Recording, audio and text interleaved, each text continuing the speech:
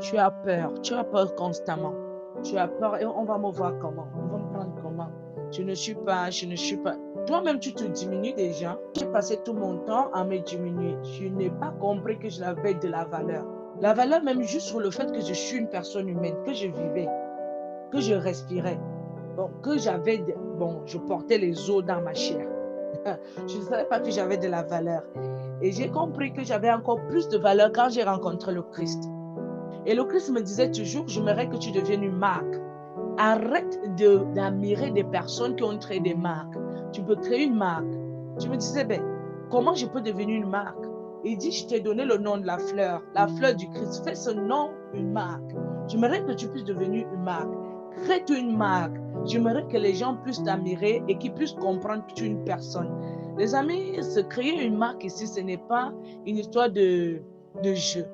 J'ai compris, chaque fois, je me reflétais parce que je n'avais personne pour me soutenir, je n'avais aucune notion en ce qui concerne l'entrepreneuriat, comment créer, comment devenir.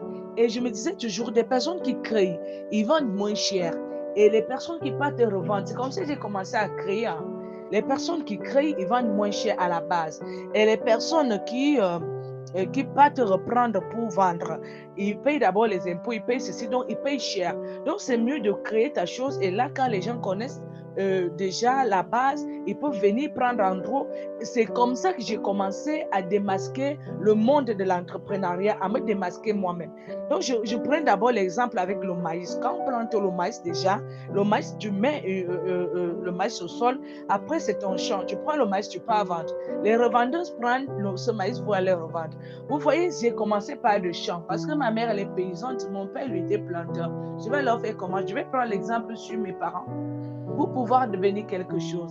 Parce qu'il faut toujours prendre l'exemple sur soi. Et le fait que j'avais toujours peur, parce que je me disais, je ne dois pas, je n'ai pas le droit peut-être de m'exprimer comme d'autres personnes. Je n'ai pas le droit d'aller quelque part et demander le fait qu'on puisse me signer un papier. Je n'avais pas le droit, je n'avais pas le droit. Et j'étais rejetée par ma famille et toutes ces personnes me faisaient croire que je n'étais rien et que je ne pouvais rien. Donc pour moi, il fallait automatiquement aussi retourner travailler du champ comme mes parents. J'ai dit non. Un jour, j'ai dit non. Je vais essayer un peu cette histoire. J'ai commencé par griffonner des choses, griffonner dans les amis. À un niveau, posez-vous la question, est-ce la peur qui doit vous empêcher de ne pas arriver? Est-ce la peur qui doit vous empêcher de ne pas croire? Est-ce la peur qui doit vous amener à demeurer pauvre? Parce qu'on dit que l'enfant du pauvre doit demeurer pauvre. Moi, je dis que c'est l'enfant du pauvre qui doit devenir riche. Vous devez, je l'ai toujours dit, vous devez vous révolter pour une bonne cause. Se révolter pour une mauvaise cause, ça veut dire que vous n'avez rien compris de la vie, les amis. Normalement, c'est l'enfant du pauvre qui doit comprendre pourquoi son père était pauvre et pourquoi lui doit mourir pauvre. Donc, tu dois te révolter pour une bonne cause et non pour une mauvaise cause, les amis. Donc, à partir d'aujourd'hui, arrêtez d'avoir peur. Arrêtez de vous poser des questions. Est-ce que je dois entrer dans tel ministère? Qui va me considérer là-bas? C'est vrai, on va te regarder la tête jusqu'au pied. Tu es qui, tu sors d'où? On va te tourner vers un tel bureau. Il n'est pas là, il faut revenir, la signature, il faut donner cette telle somme. Imposez-vous. La peur ne va pas vous donner à manger. La peur ne va pas vous nourrir. La peur va vous tuer. Vous allez tomber malade, personne ne va prendre soin de vous, les amis. La peur va vous tuer. Moi, j'ai tué cette peur et j'ai dit, bon, que d'avoir honte. Le fait que les gens disent que je ne suis rien, je ne peux rien, ne peut pas arriver. J'ai déjà le Christ dans ma vie. Je l'ai déjà accepté. Il m'accepte chez lui. J'entre dans les chapelles, je prie. Il me répond et je m'en vais. Ça veut dire que je suis très important parce que c'est lui le roi des rois, le prince des princes, le chef d'État de tous les chefs des États.